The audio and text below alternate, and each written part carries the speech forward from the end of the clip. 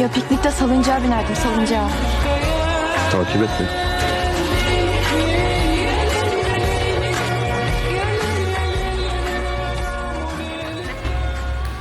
Bismillahirrahmanirrahim. Assalamualaikum warahmatullahi wabarakatuh.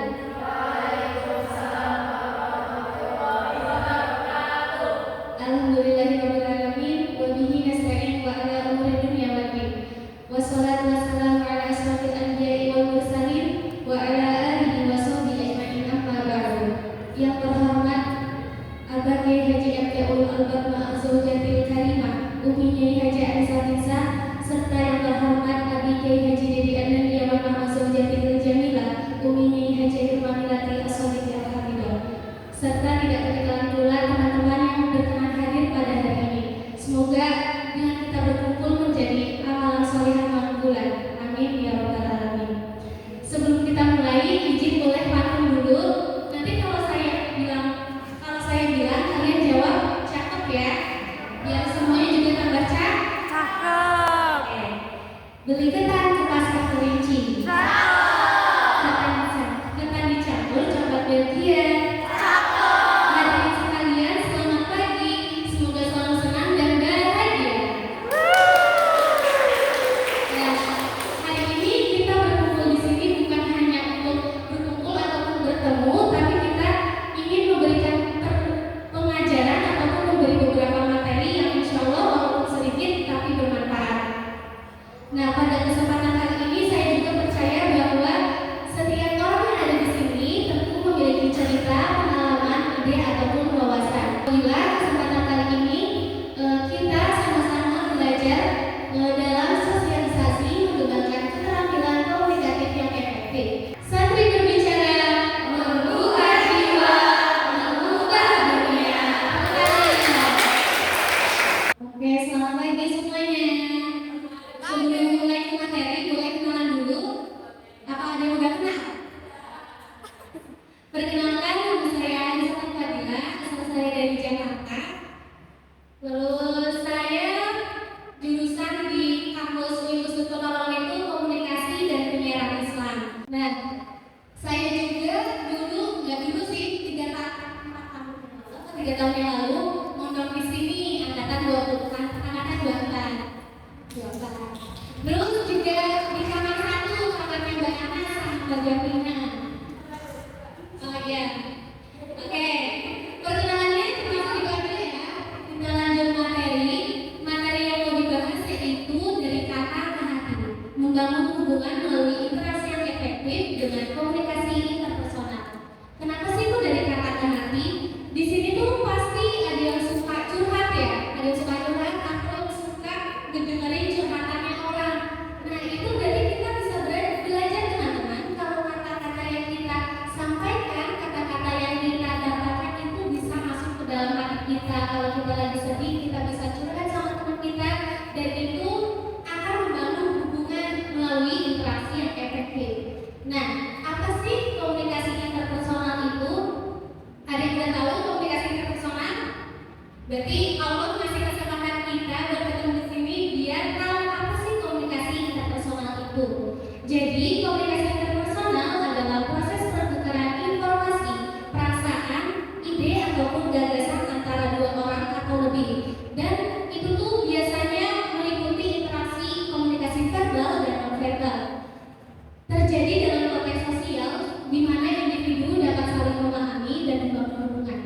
Komunikasi interpersonal, inter itu artinya antar dan personal bisa kita katakan itu pribadi atau per orang. Jadi komunikasi interpersonal adalah komunikasi antar individu ataupun antar orang. Interaksi verbal itu adalah interaksi yang dilakukan oleh lisan ataupun kata-kata secara langsung. Misalkan secara lisan kita bisa berdiskusi, kita berpidato, itu termasuk interaksi verbal. Dan yang non-verbalnya itu merupakan interaksi yang tanpa kata-kata, bisa dengan body language atau mimik wajah. Misalkan interaksinya kayak kita mau tangan sama orang itu kan kita nggak ngomong halo, tapi orang yang tidak sama itu tahu oh berarti nggak bila itu lagi nyapa saya dengan cara melambaikan tangan. Di mana individu dapat saling memahami dan membangun hubungan. Berarti kedua individu itu harus saling memahami. Misalkan yang kita ceritakan, kita cerita nih panjang lebar, tapi yang diceritainnya nggak paham apa yang kita ceritain, berarti itu komunikasinya belum efektif. Kita lanjut, apa sih ciri-ciri komunikasi interpersonal? Yang pertama ada dua arah, melibatkan kedua belah pihak yang aktif berkomunikasi. Misalkan saya berinteraksi sama Mbak Tima, nah itu kan dua arah. Tapi kalau saya ngomong sama tembok, berarti itu bukan dua arah karena si temboknya ini kan tidak bisa berinteraksi ataupun tidak aktif dalam berkomunikasi. Berarti kalau misalkan teman kita cerita, kita itu harus aktif berkomunikasi, kayak ngasih feedback gitu. Misalkan Mbak Anas, aku ini uangnya nggak ada Mbak, karena ini awal bulan terus aku belum bisa balik. Lah Mbak Anas itu melakukan komunikasi aktifnya dengan apa? Bisa kayak, oh boleh nih aku pinjemin dulu, kayak gitu. Berarti itu kan kasih feedback ya sama saya gitu. Yang kedua yaitu ada interaksi langsung. Biasanya terjadi secara langsung baik tatap muka maupun melalui media komunikasi lainnya. Berarti komunikasi itu terjadi bisa dengan tatap muka seperti ini ataupun dengan media lainnya. Kita bisa video callan. Misalkan kita mau sambilan nih, kita video callan dulu sama orang tua kita. Oh Bu, nanti tolong bawain ini ya, tolong bawain sabun, deterjen ataupun itu lainnya. Itu berarti terjadi komunikasi melalui media lainnya. Terus ada pun ciri-ciri komunikasi interpersonal yang lainnya. Pengaruh emosional dapat mempengaruhi perasaan dan sikap individu yang terlibat. Contoh lagi, misalkan ada teman kita yang curhat, Mbak, aku kok hafalannya susah sih kayak gitu, atau Mbak, aku udah hafal tapi nanti diulang lagi lupa lagi kayak gitu. Nah nanti si pendengar itu kan kayak merasa empati ataupun merasa sama-sama sedih. Berarti itu emosionalnya dapat. Nah itu berarti komunikasi interpersonal terjadi. Dan yang terakhir ada konteks sosial, bergantung pada konteks dan situasi di mana komunikasi berlangsung. Kita nggak bisa menyamakan situasi ataupun kondisi cara kita berkomunikasi. Semisal kita berkomunikasi sama asatid atau sama abang umi atau abi umi, itu tentunya kan kita kayak menggunakan bahasa yang santun, bahasa kromo. Tapi kalau sama temen kita pakai bahasa santai. Jangan malah sebaliknya, kalau ngobrol sama abang umi malah yang santai, tapi sama temen malah yang kata ya formal gitu. Jadi kita harus melihat konteks sosialnya itu kita berada di mana. Dan selanjutnya apa sih tujuan komunikasi interpersonal? Jadi ketika kita berkomunikasi, ketika kita berinteraksi dengan teman-teman di kamar atau teman-teman di pondok, itu yang pertama kita dapat membangun hubungan, meningkatkan kedekatan dan pemahaman antar individu. Seperti yang kita sudah dijalani, misalkan di kamar itu kita pasti sering berinteraksi.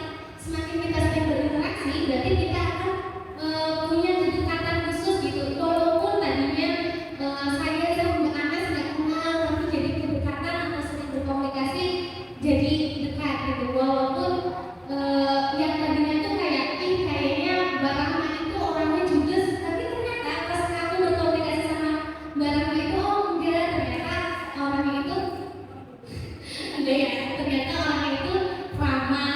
Terus kita lanjut, tujuan komunikasi yang kedua adalah pertukaran informasi. Di sini ya walaupun mungkin menyampaikan informasi ini ataupun pendapat yang jelas, misalkan gibah ya, itu juga merupakan pertukaran informasi kayak tahu nggak sih kayak gitu. Berarti kan udah tahu informasi. Tapi insya Allah di sini pada nggak suka gibah ya teman-teman. Nggak pernah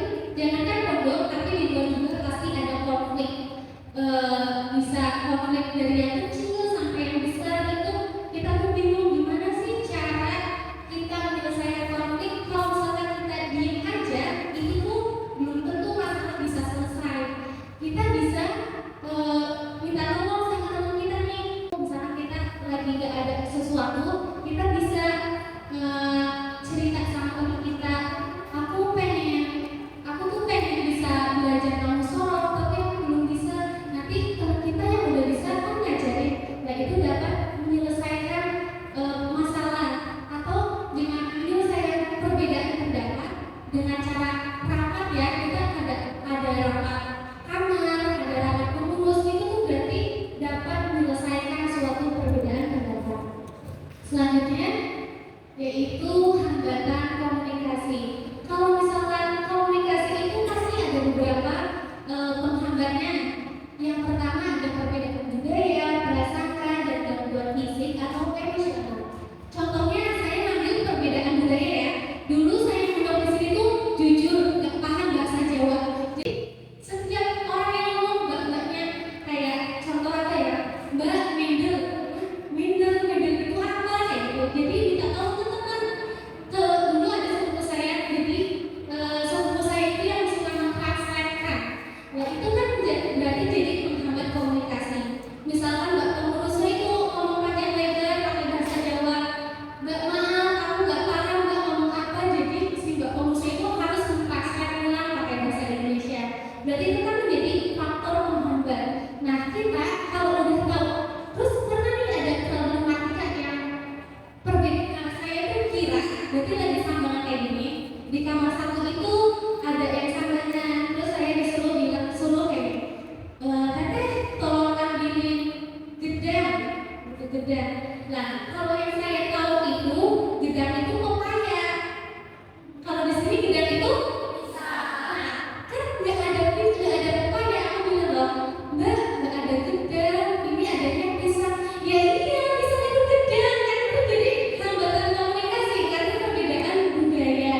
Contoh lagi misalkan kayak iya temenan, kalau aku kira tuh temenan itu iya kita itu temenan, kita itu sudah berteman, ternyata temenan itu nah itu berarti kan menghambat komunikasi ya karena perbedaan budaya.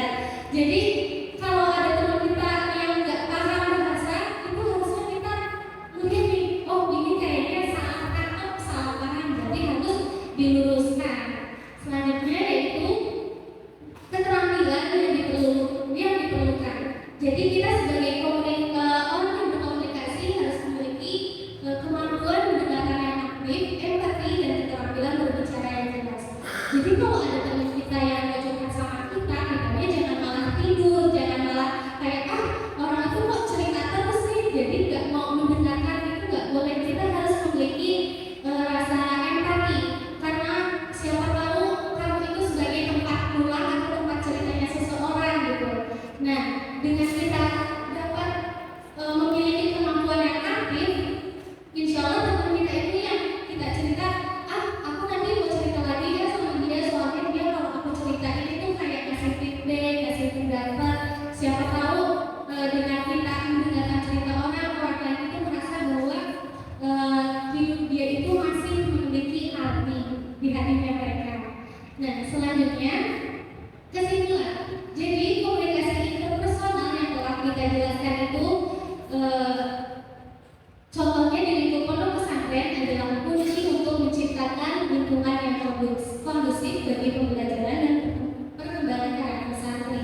Dengan memahami dan menerapkan prinsip komunikasi yang baik, kita dapat membangun hubungan dan kedekatan di antara seluruh santri. Semoga materi yang saya sampaikan itu bermanfaat buat kita semua dan juga diri saya.